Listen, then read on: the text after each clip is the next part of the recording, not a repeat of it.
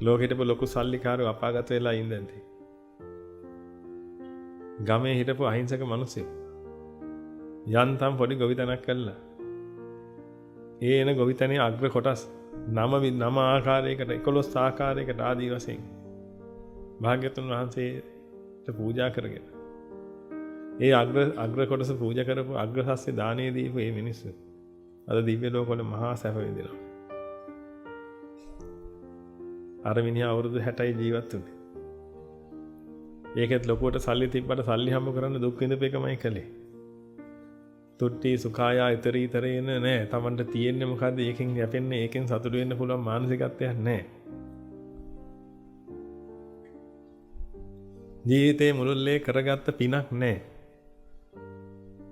ඒක නිසා දුක්ඛයන්ගේ ප්‍රහාණය පිණිස කල්යාණ මිත්‍රයන්ගේ ඇසුරක් හම්බෙන්නේ නෑ කවදාවත්.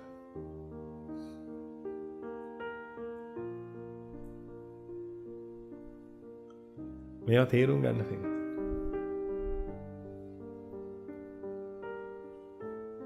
මම මේ ගැන ඉගෙන ගන්න එපා කියලා නෙමෙයි. දෘෂ්ටිය වෙනස් කරගන්න.